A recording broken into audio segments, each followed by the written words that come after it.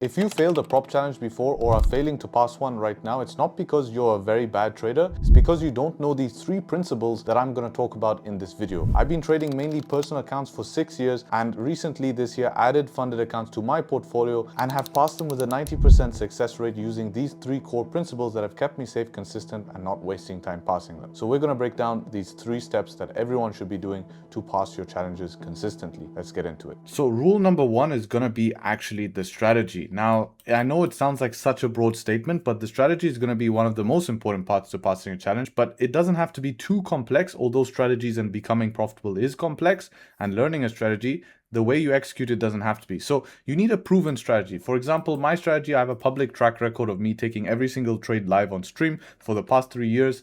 That's how I prove my worth of my strategy that I present to you guys online.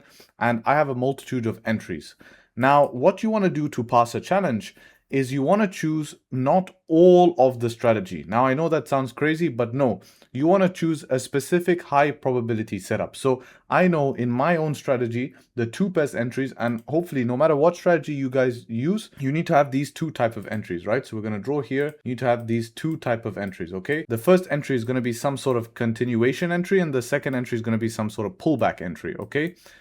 Whatever strategy you trade, whether it's only pullbacks or continuation, I like to have a mix of both, because if I come to a market that is in continuation phase, I want to have an entry and I call this setup number 1. I'm going to link my entry video here at the top so you guys can watch the entry video after you finish this video and you learn all the steps so you can apply it all together and get started. But the main thing here is going to have the diversification of, okay, I can take a continuation, which I call setup number 1, and a pullback, which I call setup 2/5. Now, those are my pullback entries there. So why do I want to have it? Because if market's in a pullback phase that I can take a buy, I have that. But these 2 entries here are some of my highest probability entries. They have the highest probability of playing out, and that's exactly what I want to do taking the challenge. I don't need a lot of entries, I just need accurate entries, because I can play with risk and have a certain risk management, which we're going to speak about, of how to exactly risk on a prop firm challenge, that will allow me to pass challenges faster, right? As long as I have high probability setup. So you need to make sure you have these down, because I'm sorry to break it to you,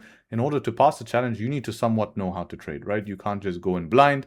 I wish it was that easy, but you could, but then you're not going to get a payout, right? If you just do something random. So those are the 2 entries. Let me show you on the market here how we can capitalize off this. Like, this would be a day where we would be looking for pullback entries. We can see many continuation just doesn't work, but if we buy the pullbacks, it seems to be working here. Whereas you'll have an impulsive day where we're just starting to buy continuation, right? That's working. Continuation working, right? So what I mean is, let me show you some positions, right? This type of day, I want to have continuation entries, because check this out. Continuation is working extremely well in these type of these type of scenarios here. Whereas when we're in this type of scenario here, or this type of scenario, we can see we're not continuing about the highs, but when we come back towards support, taking pullback entries are working very well, right? So we know that from the ranges that we have, right? These type of pullback entries here. On a day like this here, we have no continuation. There's nothing to continue above. We are pulling back. As long as we know our bias, what direction we're looking to trade in, we can take pullback entries like this, whatever. These are just, random examples, but showing you I am hedged on both ways, right? So if we're in continuation market, pullback market, I have an option to enter in both ways. And that's exactly what I want to approach with the challenge. The number 1 reason is I want to reduce variance. I don't want to have too much variance in my challenge, because I want to take the least amount of trades and pass the account as fast as possible by taking the least amount of trades. I don't want to be spending 50, 60, 70 trades on a challenge. I want to pass it in maybe 5, 4, 3, whatever.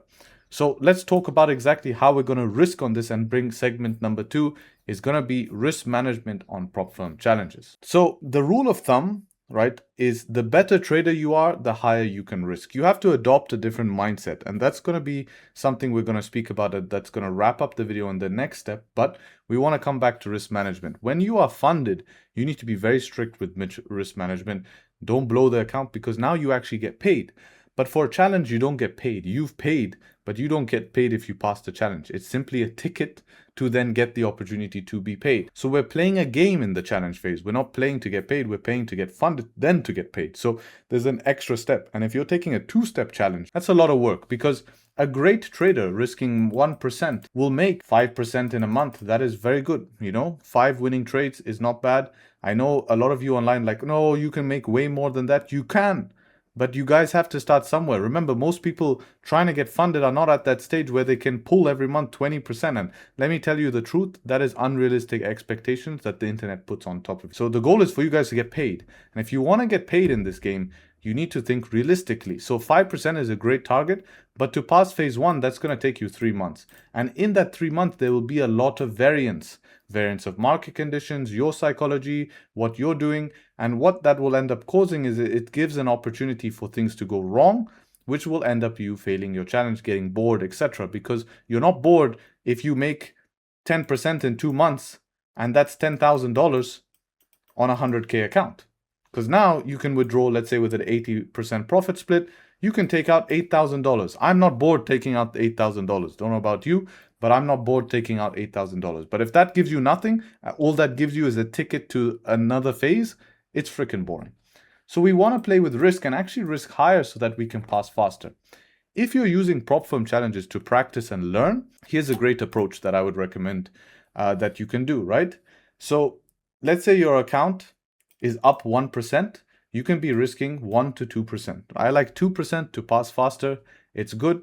1 to 2% is going to be the sweet spot there. If your account is at 0, means your balance is where it started at. Risking 1% just to get a buffer is going to be good. If you're down 2%, start risking 0.5% to save the challenge. If you're down 4%, start risking 0.25 depending on your drawdown limits for that challenge. Each prop firm will change. This is a nice little table to help you guys if you're just practicing to pass accounts, okay? Meaning you're getting better at the strategy. You're not kind of like, I'm ready to pass, let me do it fast, okay? But there is a stage where you understand the strategy and you're ready just to get through the account. And that's where you can do something. We can take the example of a futures prop firm like Top Step, where you have on a 50K account, you have a target of 3K.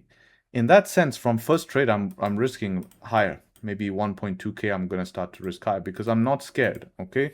I'm not scared. I'm going to start risking higher in the trade, trusting my least amount of variance. If things go wrong, you're going to be in drawdown. There's a video I made that shows you the exact trades that I took to pass my challenges, so you can watch that. And you can see, even with risking higher, first trade I took was a loss, and I still managed to recover that loss and pass the challenge on top of that. So you're not going full margin, right? We're not asking you to full margin.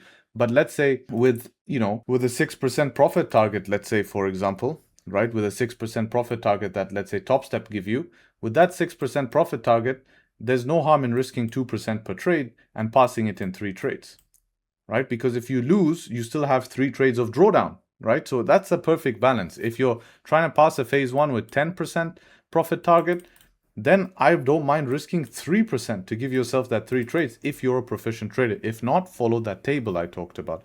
We don't want to waste time on challenges. Now, I know that's like, for a lot of you, that sounds like bad advice, but this is reality when you become a good trader, is that you don't want to spend time on challenges. You just want to select good trades, have a good strategy, pick the right trades. It might not always happen and you might blow an account, but if you do pick the trades, and we're not full margining, if you're risking 2%, which is the one that I like, or 3% on a 10% challenge, okay, then you still have 3 trades buffer, right? Because 3% times 3 is 9%. So you still have 1% after that, even if you lose 3 trades in a row, right? Which shouldn't happen. If you check my journal here and we go through the history of my trades, you can see 3 trades in a row. Like, this was a very bad period for me that I publicly showed.